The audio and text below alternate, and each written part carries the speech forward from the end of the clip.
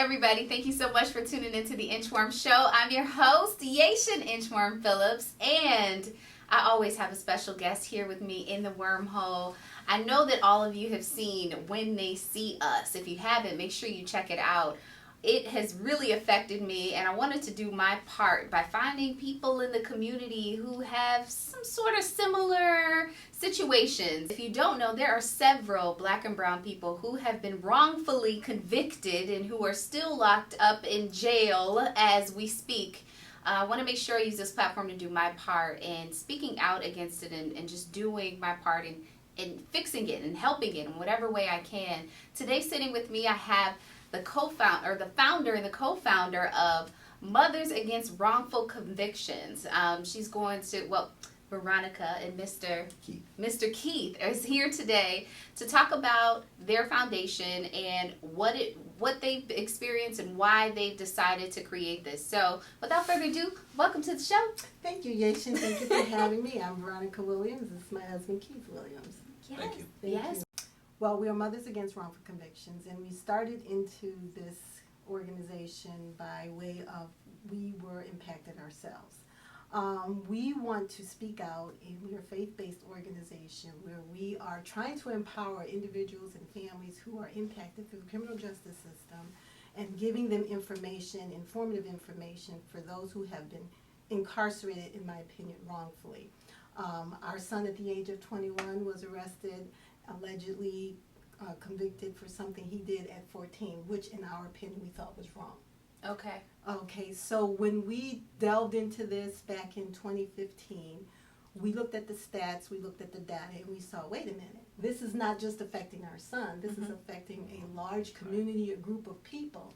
And, you know, you look at the information, and like I said, the word term politically incorrect mass incarceration, you have 2.1 million people incarcerated, black and brown and others alike, who are being wrongfully convicted, and then they dish out thousands of dollars for these wrongful convictions and pay out in lawsuits, and we as taxpayers have to pay that money. Well, no amount of money can take back or give back to that person those years that they've lost. So I said to my husband, we got to do something. Yeah. So then we started doing an event. We got involved. We started calling around to different organizations, other people who are involved in the community and across the board. And so I said, I'm not going to have a pity party. I'm going to get involved, as you said, with the community and inform myself, empower myself with information, because information is power. So we started doing that, and we started getting involved, and we hooked up with several organizations, one being Campaign for Youth Justice out of Washington, D.C., which they also are an advocate for youth who come in conflict with the law. I am now one of their national spokespersons out of Washington, D.C., and just a year ago, I was in Washington, D.C., speaking to a group of political advocates about my situation and how it impacts community. And we have a false sense of fear when it comes to those who are so-called wannabe criminals. Not everyone is a criminal.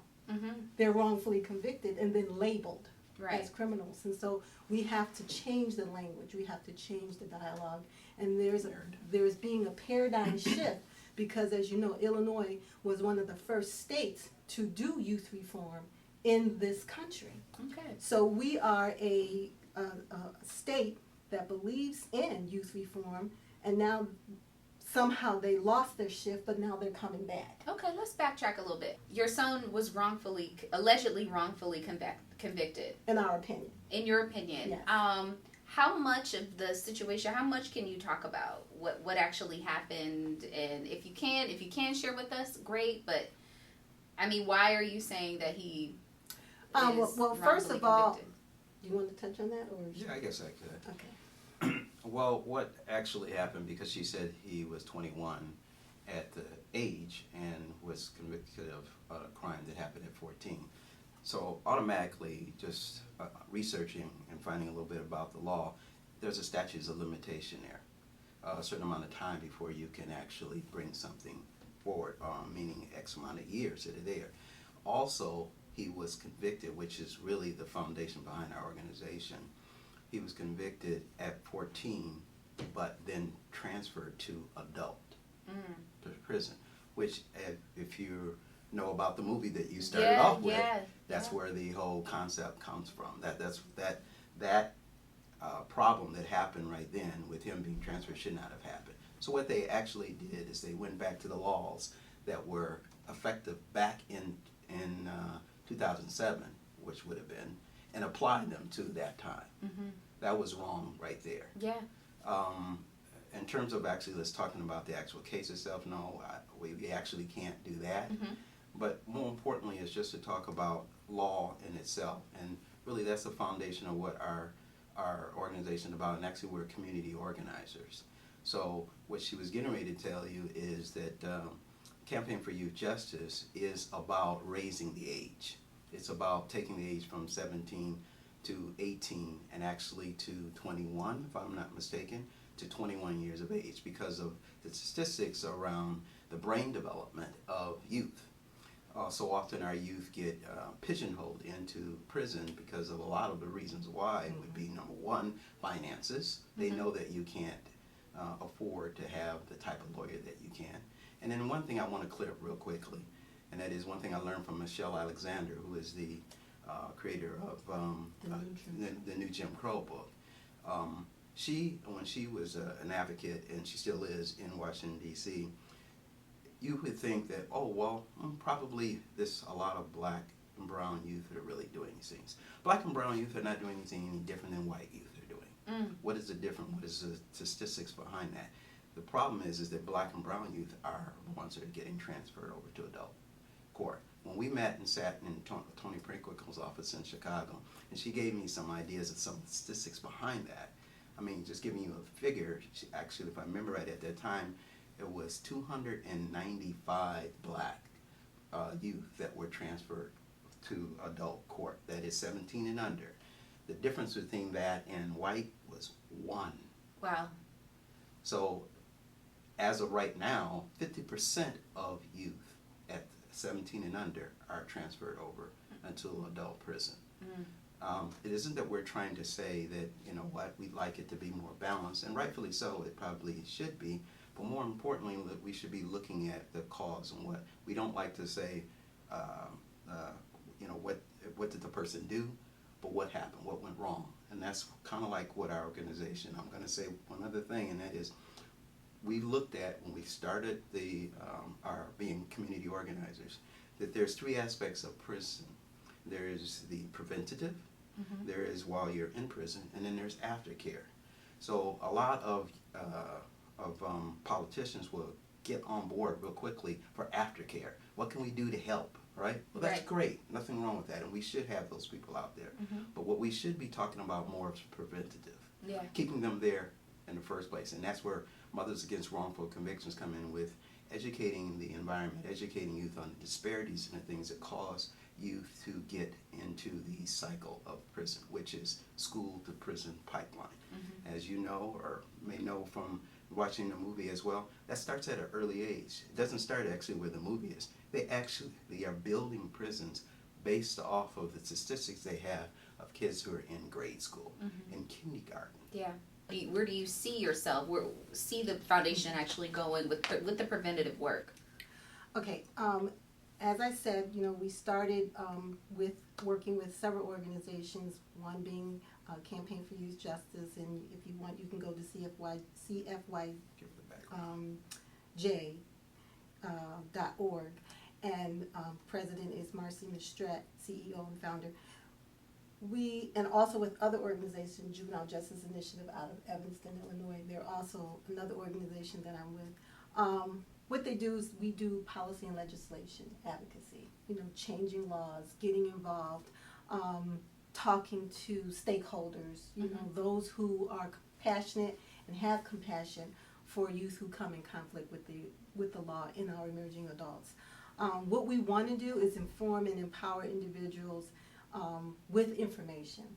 And doing that, so we talk about it. We create platforms where we can educate, tell them what they should be doing, what the new laws are, it can happen to you. So if it can happen to you, what I'm saying and what we're saying is that this is what you need to know. Because we said that we didn't want any other family to go through what we have endured for the last 6 years. And we've had our roadblocks, we've had some blunders, but at the same time, we have the momentum that we can empower.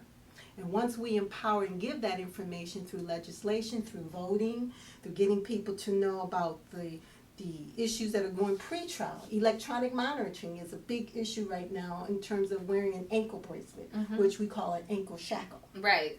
That's another form of prison. Pre-trial, they're saying they're releasing people out of prison and they're slapping an ankle monitor on them and tracking them. Well, some say that, well, how else are we going to keep track? Well, that's an invasion of privacy. Electronic monitoring, there are issues surrounding that. So we inform those about electronic monitoring. The school to prison pipeline, detention, SB 100, as to how children get caught up in detention anyway. Expulsion. When they're excluded out of the classroom, are they learning? They're being taken away from learning. So is that helping them? So let's find ways for inclusion. So if you're going to suspend them, how does that look? How are we training administration in the schools? How are we training law enforcement to keep that child or that youth involved? It starts with families. So that's what we want to do in terms of how we want our organization to grow. And as we do the platforms, we want to raise awareness to those individuals out there who might learn from us and get that information and say, hey, we really like what they're doing, just as you reached out to us and we said we would do this because we feel that it's important. It is very important to engage, and our youth need to be informed about the laws. They need to know what their rights are. Know your rights, first of all. So in Cook County now, they have trying to eliminate pre-trial bail, money bail, whereas, people sit in jail because they can't afford to pay bond. Wow. So that's a big issue as well. So they're trying to eliminate that across the country, but that's also a process. So why do people who have and can afford bail get out of bail, but then those who can't afford it stay in? Is that fair? Right. It's a privilege. How has this affected you, just mentally? It has become mentally, sometimes it's mentally draining. It's a lot of hard work. And again, like I said, to watch a loved one experience something, as, what's the word I'm looking for? You can't even describe it, because no mother, no person wants to get that phone call that your child has either been arrested, put in the hospital, or otherwise shot and killed. Nobody wants to get that. So when you do get that news, all you can do is just, when a loved one, they say when your children are growing up, they wear on your heart when they're young, but then they wear on your knees when they get older. So the thing is, you just hope and pray for the best. Yeah. It's draining. It affects the nucleus as a whole.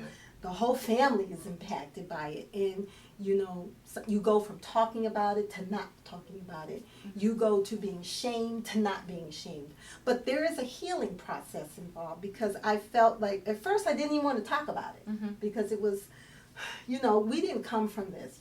He's educated, I'm educated. We come from a good family background.